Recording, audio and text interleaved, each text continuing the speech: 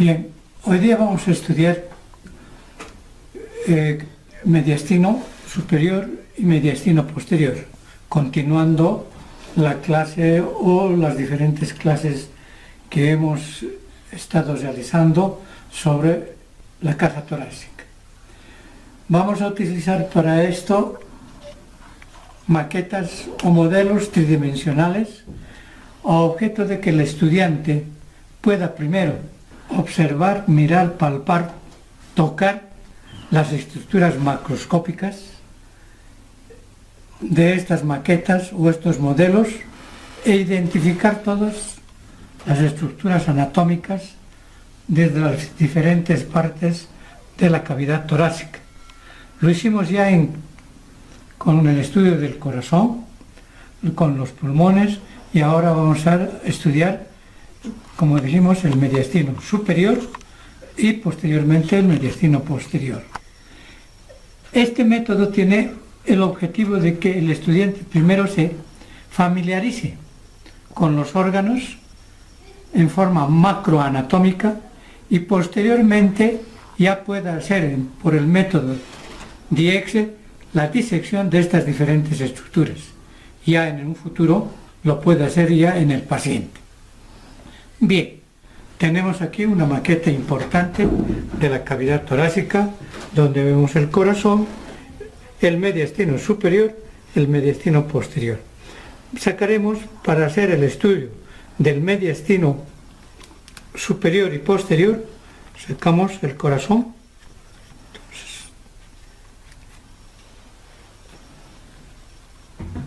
Y indicamos que el mediastino superior se caracteriza porque está limitado ventralmente por el manubrio del esternón y por detrás la columna vertebral. ¿Qué elementos encontramos en el mediastino superior? De adelante hacia atrás vamos a encontrar las siguientes estructuras anatómicas. Sacamos para esto el mango o manubrio del esternón y vemos que inmediatamente por detrás se encuentra un elemento venoso importante, que es el tronco venoso brachiocefálico izquierdo y el tronco brachiocefálico derecho, constituidos por la confluencia de la vena yugular y la subclavia. Por eso es que se lo denomina también ángulo yugulo-subclavio. Vemos en la maqueta que el tronco venoso brachiocefálico izquierdo es más largo, más grande que el tronco venoso brachiocefálico derecho. De tal manera que este tronco venoso brachiocefálico izquierdo va en busca del tronco venoso brachiocefálico derecho y ambos constituyen la vena cava superior. Como sabemos que la vena cava superior va a terminar al atrio derecho o aurícula derecha. La vena yugular interna, tanto del lado derecho como del lado izquierdo, juntamente con la carótida primitiva derecha e izquierda, forman el paquete básculo nervioso del cuello, constituido por lo tanto por la yugular, la carótida y el nervio vago correspondiente. En este lado, en este caso, el vago derecho y en este otro, el vago izquierdo. Esa es la característica particular y fundamental de la porción venosa o anterior del mediastino superior. Podemos sacar y vemos que en la cara posterior de la cava está desembocando una vena importante, la ásigos mayor. Aquí encontramos el callado de la ásigos mayor que se encuentra por encima del bronquio derecho. Inmediatamente por detrás de estos elementos venosos encontramos el callado de la aorta. Aquí encontramos el callado de la aorta. Sabemos que la aorta nace del ventrículo izquierdo. Tiene una porción ascendente, una porción horizontal y una porción descendente. Del callado de esta aorta está naciendo este tronco, el tronco arterial brachiocefálico. Inmediatamente por detrás está naciendo, aquí vemos la carótida común izquierda, y por detrás de esta carótida común izquierda encontramos la arteria subclavia izquierda. Por lo tanto, como de deducción lógica, objetiva y práctica, que la carótida común izquierda y la subclavia izquierda son intratorácicos, mientras que la subclavia derecha no es intratorácica, ya que está naciendo del tronco arterial brachiocefálico. Este tronco arterial brachiocefálico está dando lugar o se divide en dos arterias importantes que son la carótida común derecha y la subclavia derecha. Aquí en este otro lado vemos la carótida común del lado izquierdo y la subclavia izquierda, que está yendo hacia la cavidad axilar. Como dijimos, esto forma el paquete básculo nervioso del cuello, con la yugular, el neumogástrico y la carótida. Es el lado derecho, la yugular, el neumogástrico y la carótida derecha. Ahora, ¿qué otras estructuras encontramos en el mediastino superior? Vemos aquí la tráquea, que se dirige hacia la cavidad torácica y a nivel de más o menos de la 1, 2, 3, de la cuarta o quinta vértebra dorsal se va a dividir en dos bronquios, el bronquio izquierdo y el bronquio derecho. Por detrás de la tráquea vemos el esófago.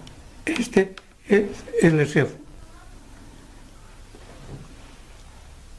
¿Qué elementos nerviosos encontramos en el mediastino superior?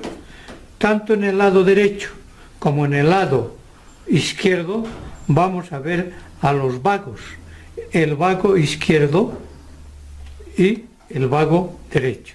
Es el vago derecho o neumogástrico o décimo par, con la característica que a nivel del cuello, antes de ingresar en el lado derecho, antes de ingresar al tórax, el nervio vago derecho cruza a la arteria subclavia, y a ese nivel, una vez que cruza va a dar lugar a un nervio, el nervio recurrente o laringio. Este es el nervio recurrente o laringio derecho, que como veremos posteriormente, este nervio laringio recurrente inerva a todos los músculos de la laringe excepto el cricotiroideo. El vago derecho, una vez que ingresa hacia la cavidad torácica, se dirige por detrás de la tráquea y del bronquio hacia el esófago y camina por detrás del esófago. Repito que el vago, una vez que ingresa a la cavidad torácica, camina por detrás del bronquio y luego se dirige por detrás del esófago hacia la cavidad abdominal, como veremos enseguida. El vago izquierdo tiene una característica particular, un poco diferente al vago derecho. Ya no se encuentra en relación con la subclavia izquierda, sino que al ingresar al tórax pasa por delante del callado de la aorta. Y a ese nivel da su ramo, el nervio recurrente. El nervio recurrente que ustedes están viendo es el nervio recurrente del lado izquierdo que está naciendo a nivel del callado de la aorta. Se dirige igualmente que en el lado derecho a la laringe, a inervar los músculos de la laringe, a todos, excepto el cricotiroideo. En la cavidad torácica, el vago izquierdo camina por delante, después de haber dado muchos ramos, como tanto en el lado derecho como el izquierdo, da ramas bronquiales, ramas mediastínicas, esofágicas, etc. Pero el vago izquierdo camina por delante del esófago para ir hacia la cavidad abdominal. Esto es importante y por eso es que repito, en la porción inferior del mediastino posterior a nivel del esófago, el vago izquierdo es anterior y el vago derecho es posterior e ingresan a la cavidad abdominal para continuarse con lo que se llama el plexo celíaco y el plexo hepático. Otro nervio que encontramos dentro en el mediastino superior es el nervio frénico. Este es el nervio frénico que se caracteriza porque camina por delante de este músculo, el escaleno anterior. Aquí, tanto en el lado derecho como en el lado izquierdo. En el lado izquierdo igualmente está caminando por delante del escaleno anterior. Valga la aclaración que los dos escalenos, el escaleno anterior y el escaleno medio, hacen un triángulo o forman un triángulo por donde tiene que caminar la arteria subclavia, tanto en el lado izquierdo como en el lado derecho. El nervio frénico, tanto en el lado derecho como en el lado izquierdo, al ingresar a la cavidad torácica, cruza a una arteria importante. Aquí está usted viendo que está cruzando a una arteria que es rama de la arteria subclavia, a la primera rama ventral de la arteria subclavia, que es la arteria torácica o mamaria. Este intercruzamiento es fundamental, es importante. El frénico, tanto derecho como izquierdo, se dirigen hacia el diafragma, en el mediastino medio, por fuera del corazón, por dentro de la pleura y los pulmones, con la particularidad de que el nervio frénico izquierdo es más anterior que el nervio frénico derecho. El nervio frénico derecho generalmente camina por detrás del tronco venoso brachiocefálico y de la cava. Eso es importante tener en cuenta, esa relación que camina por detrás de la cava. Y en las disecciones es muy frecuente romper o seccionar el nervio frénico porque han seccionado la vena cava para hacer la exéresis del corazón.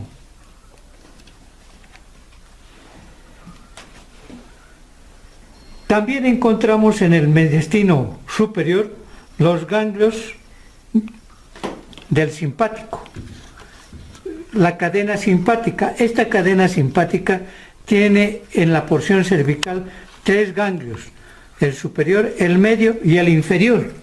El inferior es el estrellado o estelar, que se caracteriza porque se encuentra en la fosita suprarretropleural, importante inmediatamente por delante del cuello de la primera costilla. Como veremos posteriormente, en el mediastino posterior se encuentra ya la cadena ganglionar torácica del simpático.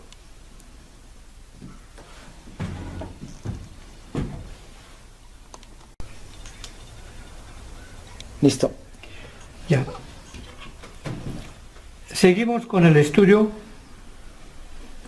a través de las maquetas del mediastino posterior.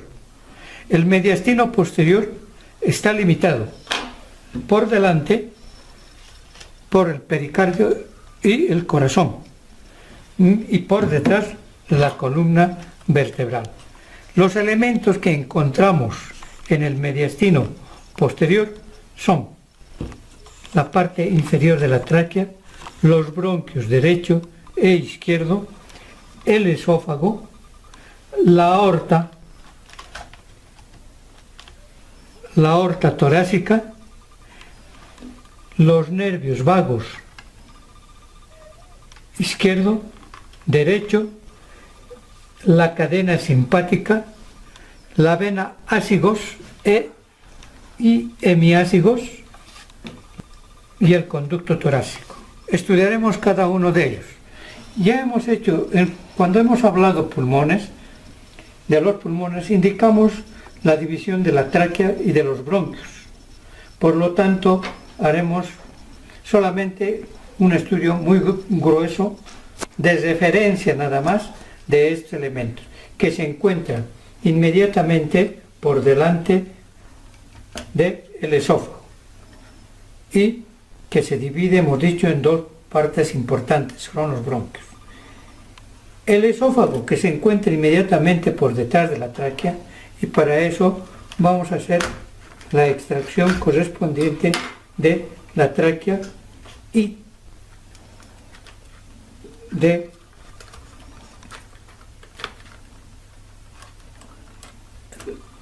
callado de la aorta, parte del callado,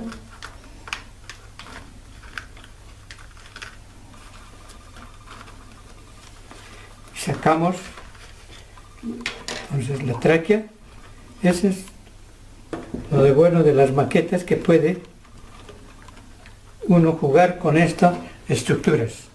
Encontramos el esófago, aquí está inmediatamente por detrás de la tráquea y del bronquio, principalmente izquierdo, que se dirige desde la región cervical hasta la porción abdominal, pasando por el diafragma.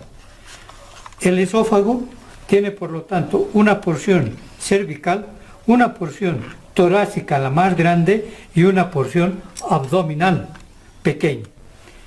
La porción que responde al mediastino posterior se encuentra por delante de la columna vertebral. Ahí vemos delante de la columna vertebral. Y que presenta en toda su dirección estrechamientos, como son el estrechamiento cervical o cricoideo, el estrechamiento aórtico, bronquial y el estrechamiento inferior o diafragmático. Por delante de la columna vertebral, en la parte inferior dorsal, se separa de la columna de tal manera que forma un espacio, el espacio retroesofágico o retrocardíaco, por donde camina o tiende a introducirse la aorta torácica descendente. El esófago atraviesa el diafragma y va a terminar al estómago, formando el ángulo gastroesofágico. Este esófago siempre está acompañado por dos nervios importantes, el vago izquierdo o anterior y el vago derecho o posterior.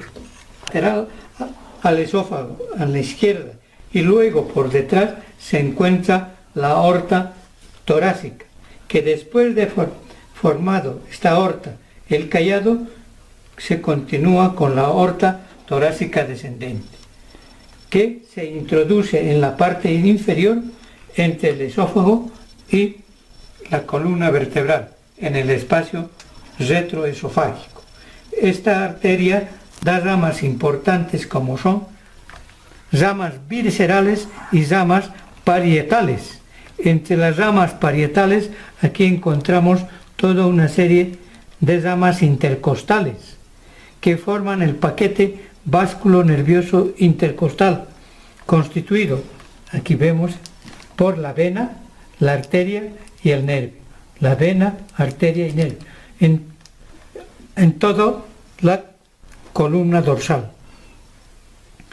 Ramas viscerales, como son las esofágicas, especialmente la esofágica media. Debajo de la aorta vamos a encontrar, para eso vamos a sacar parte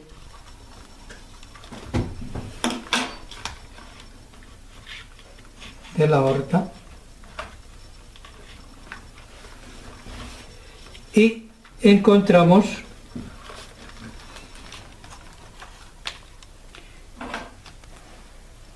las hemiásigos, la hemiásigos superior y la hemiásigos inferior. Esto es en el lado izquierdo.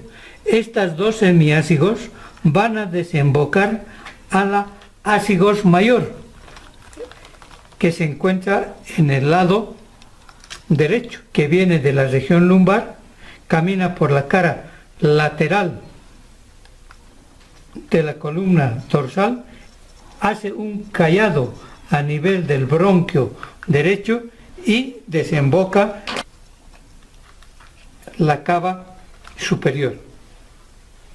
Ahí desemboca la ásigos mayor. Esta ásigos mayor recoge la sangre de las venas intercostales. Fíjense, aquí está desembocando en las venas intercostales en la ásigos mayor, y además recoge las venas hemiásigos del lado izquierdo, la hemiásigos superior y la hemiásigos inferior, que a nivel de la séptima vértebra dorsal se hacen callado para desembocar en la ásigos mayor. Nosotros en las disecciones hemos encontrado que estas dos venas hemiásigos generalmente se unen a este nivel y por un tronco común desembocan en la ásigos mayor. Otro elemento o otros elementos que encontramos y hemos dicho es el vago izquierdo y el vago derecho. El vago derecho posterior, el vago izquierdo anterior. Vamos a sacar la aorta.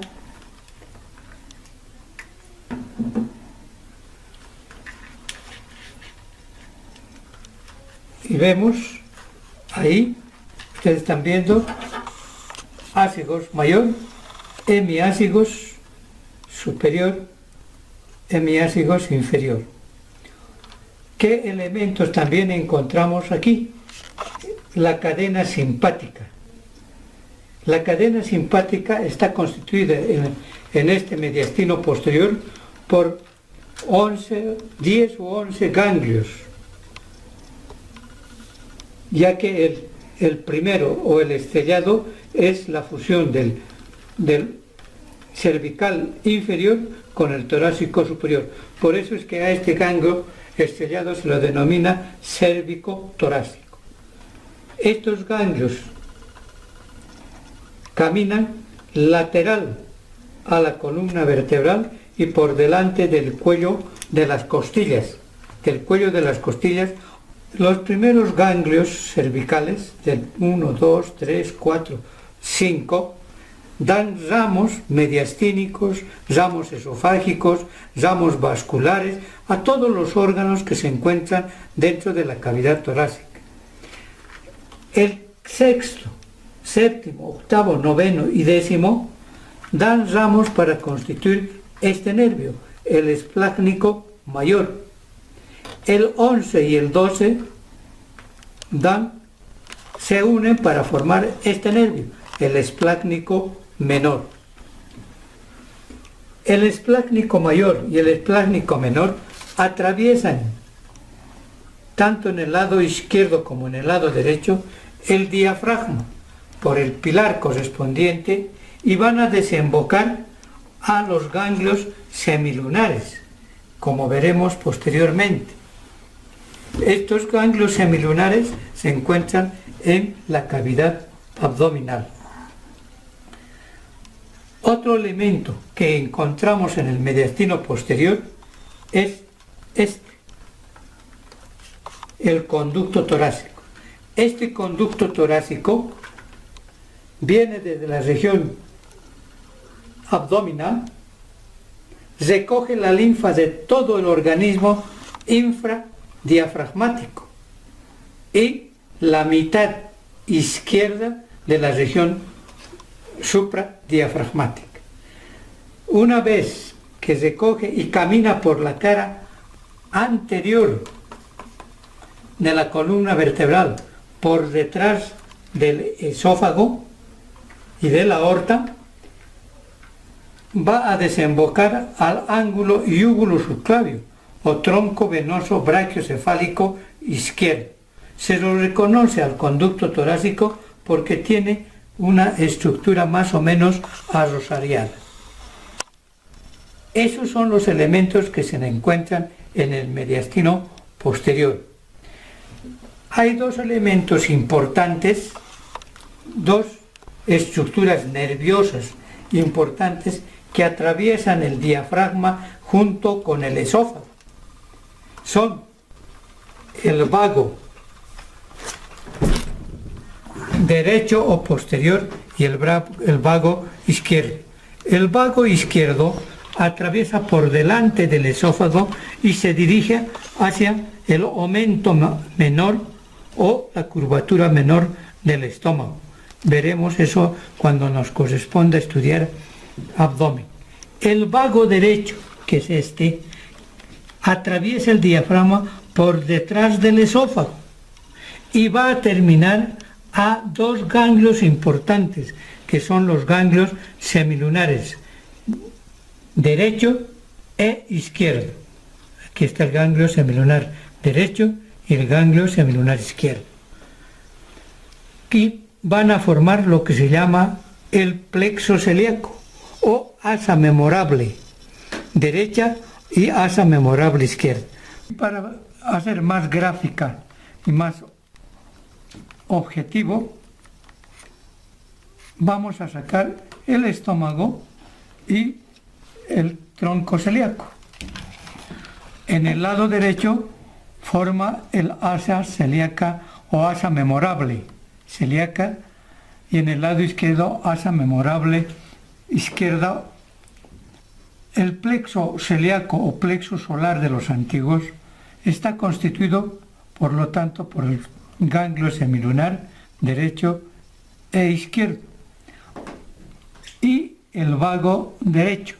El vago derecho, que pasa por detrás del esófago, se divide en dos ramas, las cuales se dirigen a las astas de los ganglios semilunares.